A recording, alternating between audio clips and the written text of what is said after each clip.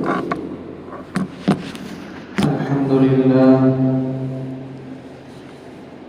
لله نحمده ونستعينه ونستغفره ونؤمن به ونتوكل عليه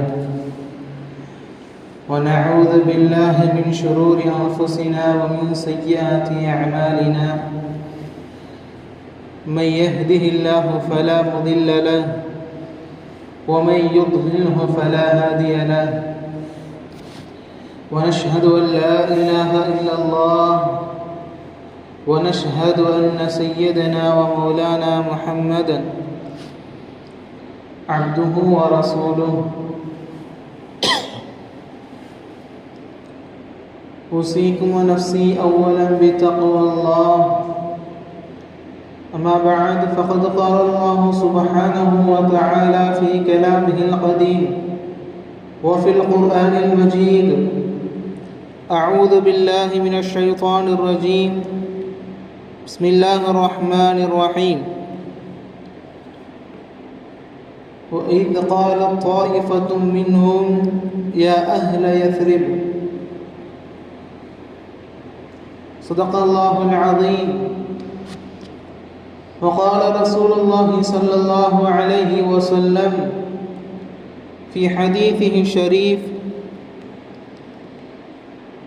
اللهم حبب إلينا المدينة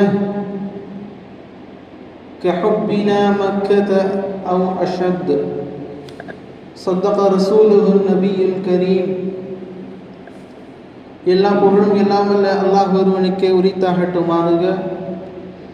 சலாத்தும் சலாமும் நம் ஈருலக நாதர் சன்மார்க்க போதகர் நமது உயிரினும் மேலான கண்மணி நாயகம் முஹம்மதுர் ரசூலுல்லாஹ் ஸல்லல்லாஹு அலைஹி வஸல்லம் அன்னவர்கள் மீதும்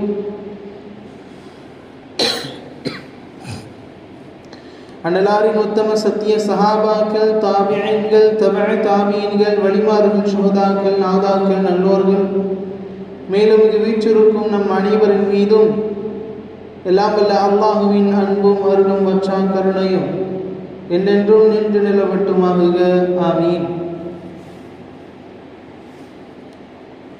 அல்லாஹு ஜல்ல ஷனஹு வ தஆலா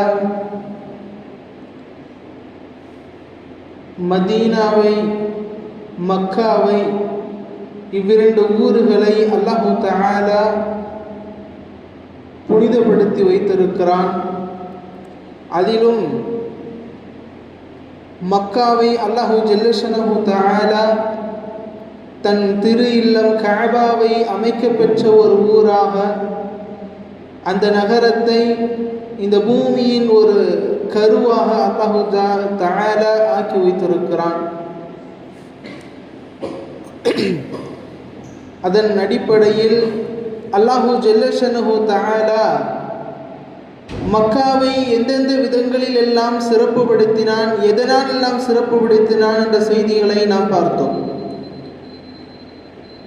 அதற்கு அடுத்து அல்லாஹு ஜல்ல ஷனஹு தஆலாவிற்கும் ஸல்லல்லாஹு அலைஹி வஸல்லம் அன்னவர்களுக்கும் மிக பிடித்தமான ஒரு நகரமாக அல்லாஹு ஜல்ல ஷனஹு தஆலா மதீனாவை ஆக்கியிருக்கிறான்.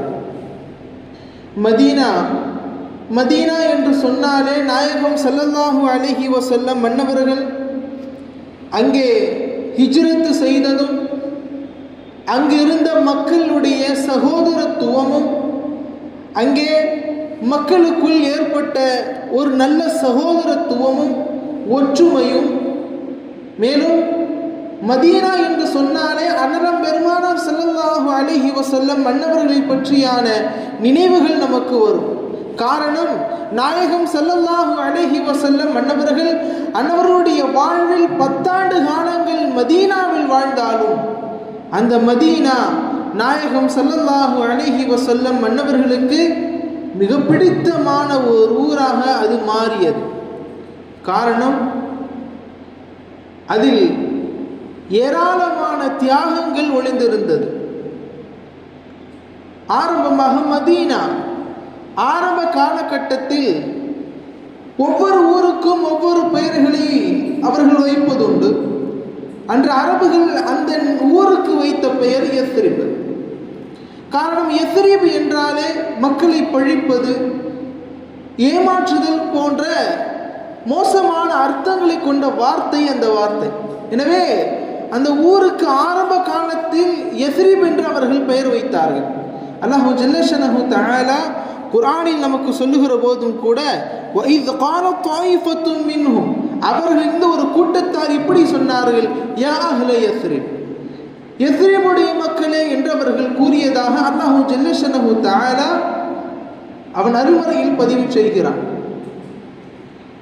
பின்பு யஸ்ரிப் என்ற பெயர் மாற்றப்படுகிறது. எப்போது என்றால், நாயகம் ஸல்லல்லாஹு அலைஹி வஸல்லம் மன்னவர்கள் தங்களது சொந்த ஊரான பிறந்த மண்ணான மக்கத்துல் முகர்ரமாவை விட்டு அங்கிருந்து ஹிஜ்ரத் செய்து இரண்டாம் ஹிஜ்ரத்தாக வந்த நகரம் மதீனா. நாயகம் ஸல்லல்லாஹு அலைஹி வஸல்லம் மன்னவர்கள் மிக பெரும் தியாகத்தோடு தன்னை ஊட்டி வளர்த்த ஒரு அற்புத ஊரான மக்காவை விட்டு, தன் மக்களால் போற்றப்பட்ட அந்த மண்ணை விட்டு நாயகம் ஸல்லல்லாஹு அலைஹி வஸல்லம் மன்னவர்கள் வருகிற போது அங்கே ஸல்லல்லாஹு அலைஹி வஸல்லம் மன்னவர்கள் ஒரு துஆவை செய்தார்கள். என்ன துஆ? அல்லாஹும்ம ஹப்பிப் இலைனல் மதீனா, யா அல்லாஹ், எங்களுக்கு மதீனாவை நீ விருப்பத்திற்குரியதாக மாற்றிவிடு. கஹுப்பினல் மக்கா, எப்படி மக்காவை எங்களுக்கு நீ மிகவும் நேசத்திற்குரிய ஒரு ஊராக மாற்றினாயோ அதுபோல, அவ் அஷத், அல்லது அதைவிட கடினமாக இன்னும் மென்மேலும் அன்பை வைக்குபவர்களாக எங்களுக்கு மதீனாவை ஆக்கு என்று துஆவோடு நாயகம் ஸல்லல்லாஹு அலைஹி வஸல்லம் மன்னவர்கள் மதீனாவிற்கு வருகிறார்கள். மதீனாவிற்கு வருகிற போது அங்கே மதீனா ஆரம்ப காலத்தில் மிக மோசமான ஒரு கட்டம். எந்த அளவிற்கு என்றால், சாதாரண ஒரு ஒட்டகை மற்றவருடைய கோத்திரத்தாருடைய தண்ணீரை குடித்ததும் அங்கே துவங்கிய அந்த பகை இரண்டு கூட்டத்தார்களின் பகைகளாக மாறி பல வருடங்கள் அவர்கள் பகைவர்களாகவே இருந்தார்கள். அந்த கூட்டத்தார்களுக்கு பெயர் அவுஸ், மற்றொரு கூட்டத்தார்கள் பெயர் ஹஸ்ரஜ். இந்த இரண்டு கூட்டத்தார்களுக்கும் கடுமையான பகை அந்த ஊரில் இருந்தது. இப்படி யஸ்ரிபிலும், யஸ்ரிப் என்று சொல்லக்கூடிய அன்றைய மதீனாவில், மக்காவில் ஒவ்வொரு மக்களுக்கு மத்தியிலும் பிறரை பார்க்கிற போதும் சண்டைகளும், மேலும் அவர்கள் சண்டையிட்டு கொண்டால் அது பரம்பரையாக தொடர்கிற அளவிற்கு மிக மோசமான சண்டையாகவும் அங்கே நிகழ்ந்து வந்திருந்த நேரத்தில் இந்த உலகத்தின் ஒளியாய் திகழ்ந்த அருமை நாயகம் முஹம்மது ரசூலுல்லாஹ் ஸல்லல்லாஹு அலைஹி வஸல்லம் எனும் நூர் மக்காவை விட்டு மதீனாவிற்குள்ளே வருகிற போது ஒட்டுமொத்த மதீனத்து மக்கள் அங்கே வரவேற்பதற்காக நாயகம் ஸல்லல்லாஹு அலைஹி வஸல்லம் மன்னவர்களை பைத்து பாடி அவர்களை வரவேற்றார்கள். மிக பிரபல்யமான பைத் தலஅல் பதுரு அலைனா என்ற அந்த பைத்தை ஒட்டுமொத்த மக்களும் பாடினார்கள், தஃபடித்துக் கொண்டு பாடினார்கள். பாடி நாயகம் ஸல்லல்லாஹு அலைஹி வஸல்லம் மன்னவர்களை வரவேற்றார்கள். அன்று யஸ்ரிப் என்று பெயர் பெற்ற அந்த நகரம் பின்பு நபிகள் நாயகம் ஸல்லல்லாஹு அலைஹி வஸல்லம் மன்னவர்களால் யஸ்ரிப் என்னும் பெயர் மாற்றப்பட்டு மதீனா இன்னும் கூடுதலாக ஒரு பெயர் சேர்க்கப்பட்டது. காரணம், இருள் சூழ்ந்திருந்த அந்த மதீனாவை ஒளிர் மிகுந்த ஒரு ஊராக மாற்றிய நாயகம் ஸல்லல்லாஹு அலைஹி வஸல்லம் மன்னவர்கள் வந்ததால் முனவ்வரா என்பதையும் சேர்த்து மதீனத்துல் முனவ்வரா என்று அந்த யஸ்ரிப் என்னும் ஊர் அழைக்கப்பட்டது. பின்பு காலத்தில் ஸல்லல்லாஹு அலைஹி வஸல்லம் மன்னவர்கள் வெளிப்படையாகவே மாற்றினார்கள். யஸ்ரிப் என்னும் பெயர் அழிந்தது. இன்றளவும் நாம் அதனை சொல்லுகிற போது மதீனா என்று சொல்லுகிறோம், மதீனத்துல் முனவ்வரா என்று சொல்லுகிறோம். மதீனாவிற்கு அல்லாஹ் ஜல்ல ஷஅனஹு தஆலாவும் பெயர் வைத்தான், நாயகம் ஸல்லல்லாஹு அலைஹி வஸல்லம் மன்னவர்களும் பெயர் வைத்தார்கள். எப்படி மக்கா ஒரு ஹரம், கண்ணியம் வாய்ந்த ஒரு ஊராக இருக்கிறதோ அதே போல மதீனாவும் ஹரம், மதீனாவும் சங்கை மிகுந்த ஒரு ஊர். அனலம் பெருமானார் ஸல்லல்லாஹு அலைஹி வஸல்லம் அன்னவர்கள் சொல்வார்கள், இன்ன இப்ராஹீம ஹர்ரம மக்கா, இப்ராஹிம் அலைஹிஸ்ஸலாம் அன்னவர்கள் மக்காவை அவர்கள் ஹரமாக ஆக்கினார்கள். வ இன்னி உஹர்ரிமு, மேலும் நான் என்னுடைய இந்த ஊரான இந்த மதீனாவை நான் ஹரமாக ஆக்குகிறேன் என்று நாயகம் ஸல்லல்லாஹு அலைஹி வஸல்லம் அன்னவர்கள் கூறினார்கள்.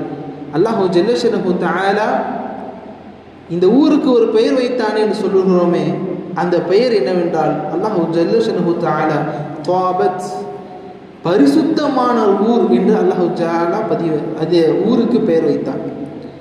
ஆரம்பமாக யஸ்ரிப் என்னும் பெயர் மாற்றப்பட்டது, மதீனா என்று வைக்கப்பட்டது. அல்லாஹு ஜல்லஷனஹு தஆலாவால் த்வாபத், சுத்தமான ஒரு ஊர் என்று பெயர் வைக்கப்பட்டது. மூன்றாவதாக அருமைநாயகம் ஸல்லல்லாஹு அலைஹி வஸல்லம் மன்னவர்கள் சொல்லுவார்கள், இந்த ஊருக்கு மோசமானது ஒரு நிலைமை, பிறரை ஏமாற்றுகிறது என்ற பொருள் கொண்ட பெயர் அல்ல இந்த ஊர். இந்த ஊர் இன்னஹா தொய்யிபா, இந்த ஊர் பரிசுத்தமான ஊர் என்று நாயகம் ஸல்லல்லாஹு அலைஹி வஸல்லம் மன்னவர்கள் கூறியிருக்கிறார்கள். இப்படி பல பெயர்கள் மதீனாவிற்கு உண்டு. அருமைக்குரியவர்களே, மதீனாவிற்கு பல பெயர்கள் உண்டு, அதனை நாம் பார்த்தோம். அதற்கு அடுத்தபடியாக ஏன் மதீனா சிறந்தது? மதீனா, மக்கா, அல்லாஹு ஜல்லஷனஹு தஆலாவின் அவனை வணங்குகிற கஅபாவை வைத்திருக்கிற ஒரு ஊர் மக்கா இருக்கிறது. அங்கேதான் நாம் ஹஜ்ஜை செய்கிறோம். அல்லாஹு ஜல்லஷனஹு தஆலா கடமையாக்கப்பட்ட ஒரு தூணான ஹஜ்ஜை நாம் நிறைவேற்ற வேண்டும் என்றால் மக்கா செல்லாமல் அதை நாம் செய்ய முடியாது. இப்படி ஏராளமான சிறப்புகள் இருக்க ஏன் மதீனாவும் சிறப்பு பெற்றதாக மாறியது? மதீனா சிறப்பு பெற்றதற்கான முதல் காரணம், நாயகம் ஸல்லல்லாஹு அலைஹி வஸல்லம் மன்னவர்கள் அந்த ஊரில் தங்கி அங்கேயே அவர்கள் வஃபாத் ஆகியது. நாயகம் ஸல்லல்லாஹு அலைஹி வஸல்லம் மன்னவர்களை வரவேற்று அந்த மதீனத்து மக்கள் உள்ளே ஒவ்வொருவரும், நாயகமே நீங்கள் எங்கள் வீட்டில் தங்க வேண்டும், எங்கள் வீட்டில் தங்க வேண்டும் என்று ஒவ்வொருவரும் ஒவ்வொரு விதமான வீடுகளை கூறி அவர்கள் அழைத்தார்கள். ஆனால் நாயகம் ஸல்லல்லாஹு அலைஹி வஸல்லம் அன்னவர்களுடைய ஒட்டகை ஒன்று இருந்தது. அன்னவர்களுக்கு விருப்பமான ஒரு ஒட்டகை. நாயகம் ஸல்லல்லாஹு அலைஹி வஸல்லம் அன்னவர்கள் சொன்னார்கள், இதோ என்னுடைய ஒட்டகம் எங்கே சென்று போய் அமர்கிறதோ அங்கேதான் என்னுடைய வீடு என்றார்கள். அப்படி நாயகம் ஸல்லல்லாஹு அலைஹி வஸல்லம் அன்னவர்கள் சொல்வது போல் மதீனாவில் அந்த ஒட்டகை நடந்தது. ஒரு வீட்டிற்கு அருகாமையில் அது போய் உட்கார்ந்தது. அந்த வீட்டிற்கும் ஒரு வரலாறு உண்டு. நாயகம் ஸல்லல்லாஹு அலைஹி வஸல்லம் அன்னவர்கள் தான் இறை தூதர்.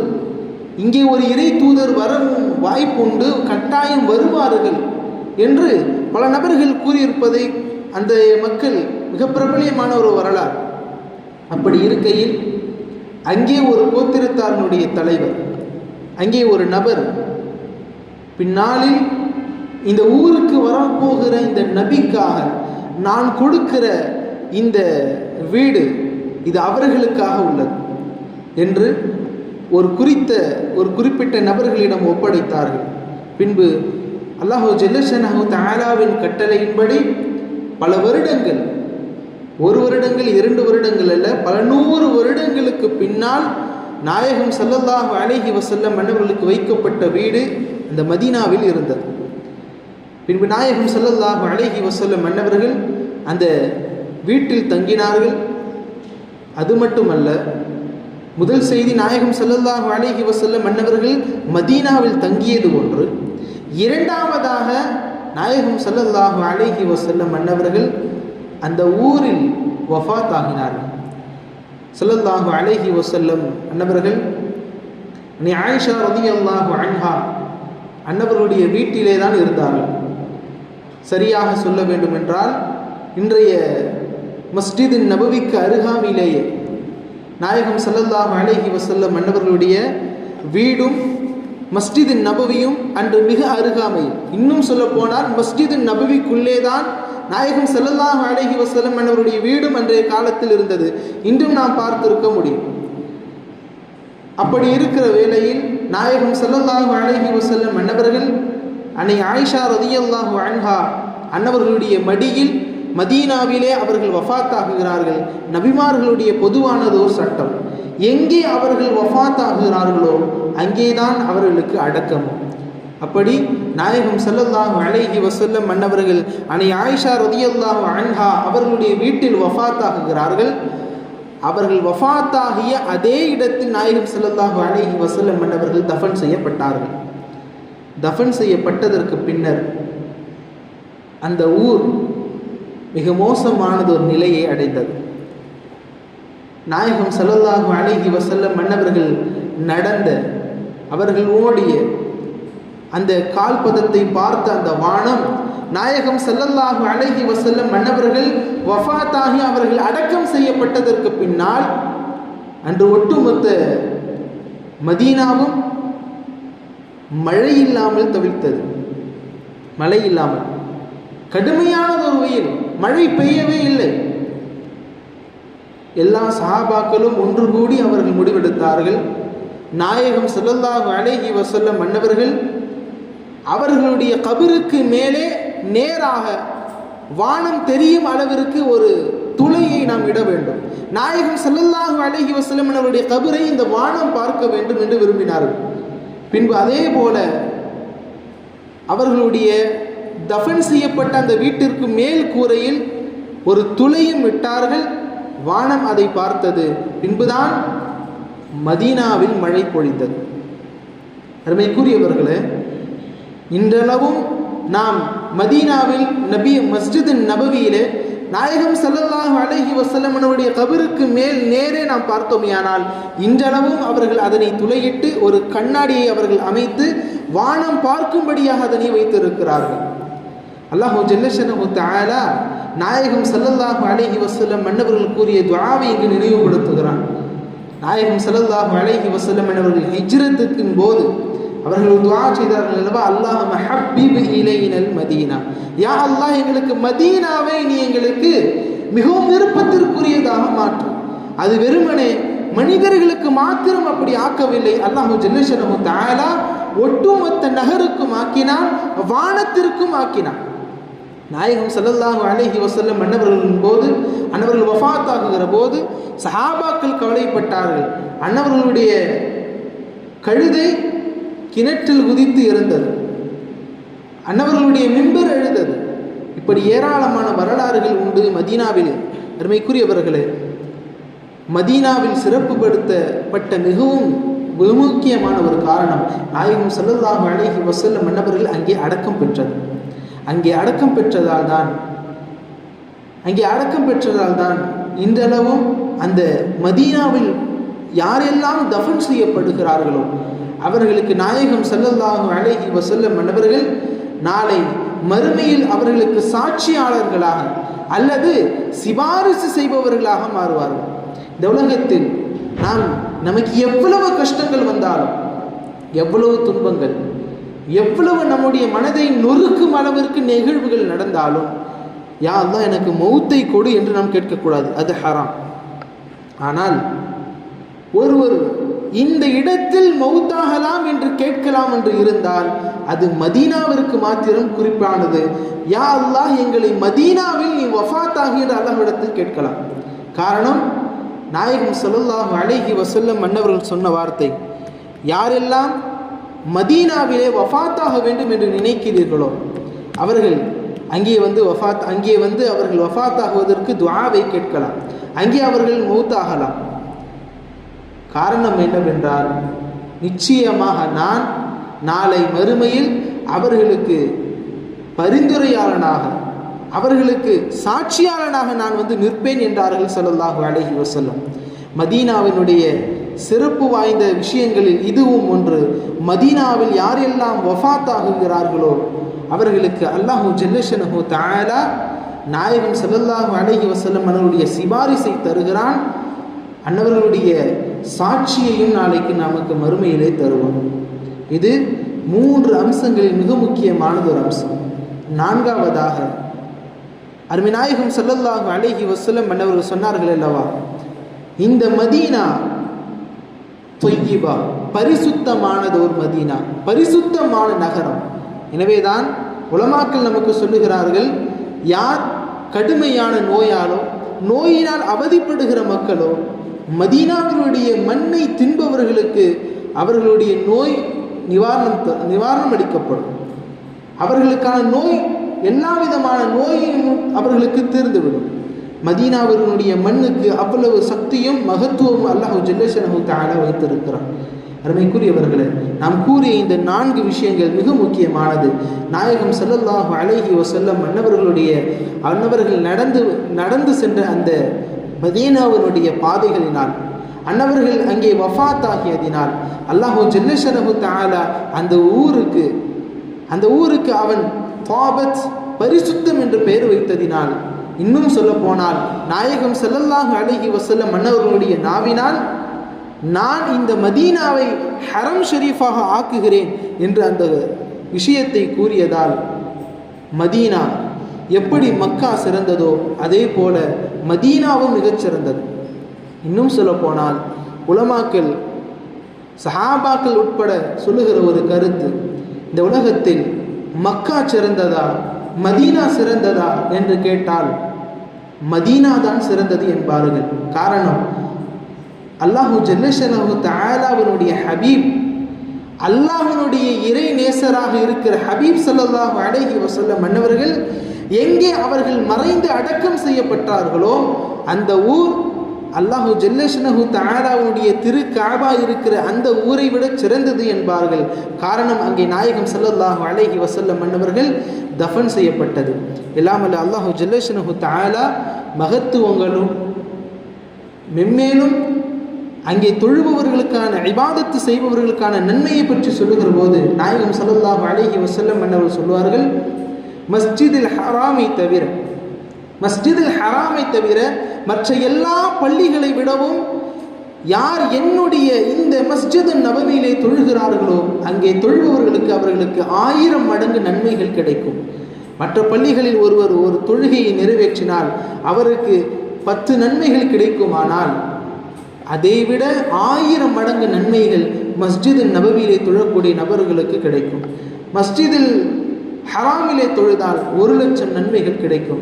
எல்லாமல்ல அல்லாஹ் ஜல்லஷனஹு தஆலா இங்கே மகத்துவங்கள் வாய்ந்த அந்த மதீனாவை நாம் சந்திப்பதற்கும், அங்கே துயில் கொள்கிற நாயகம் ஸல்லல்லாஹு அலைஹி வஸல்லம் அன்னவர்களை ஜியாரத் செய்வதற்கும் எல்லாமல்ல அல்லாஹ் ஜல்லஷனஹு தஆலா நமக்கு நசீபை தந்தருள் புரிவானாக.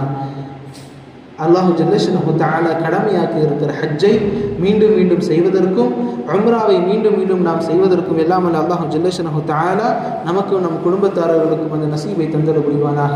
ஆமீன். வாஹிர தஅவானா அல்ஹம்துலில்லாஹ்.